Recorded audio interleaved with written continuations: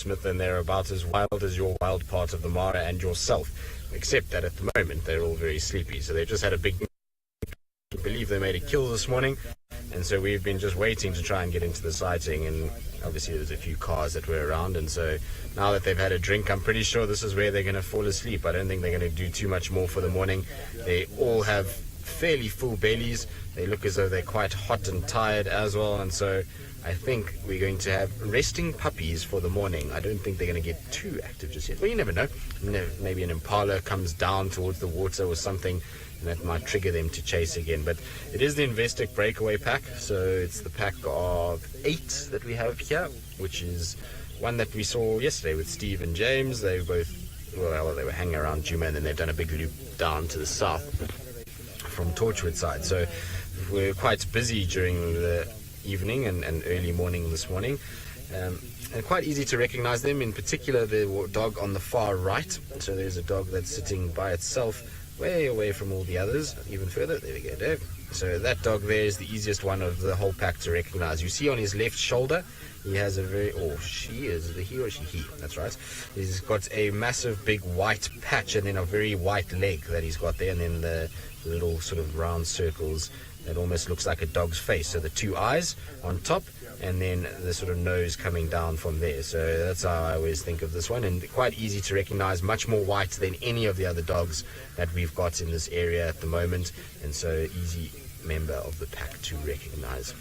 But always good to catch up with the dogs. Obviously they're animals that we sort of struggle to have consistently, even just because of their sheer movement that they have. So you find that they go back and forth all over the place, and it really is tough to kind of monitor where exactly they move all the time. And so it's nice when they stick around for a couple of days, and we really actually have been spoiled over the past few months. We've had fairly consistent wild dog sightings, which is very good. Now you can see Chitwa Dam in the background there, and it's amazing because Dave and I were here this morning already. Just before we found Hosanna, we were down in this section, and there were no wild dogs at that point.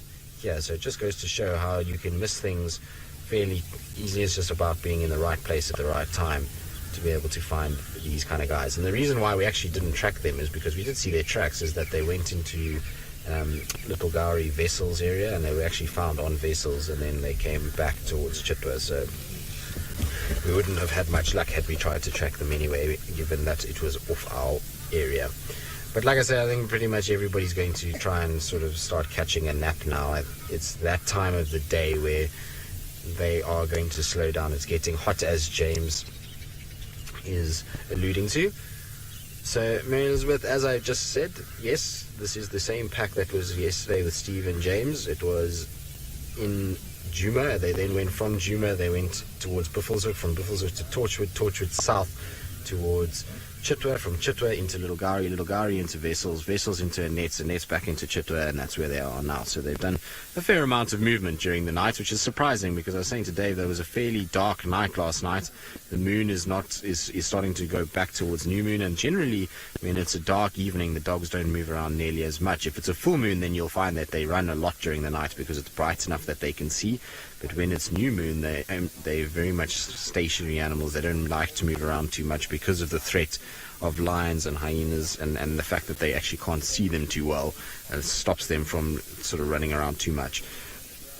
But if you look at the one on the back right, it's quite entertaining because you can just see how full these dogs are. Its tummy is bulging as it lies on its side. So there you go. That's a very full wild dog. So I'm pretty sure there's going to be a lot of resting now. Right. Well, James Henry is continuing his theme of nests, and I'm told that he is now sitting with a very bright white fluffy foamy nest at the moment.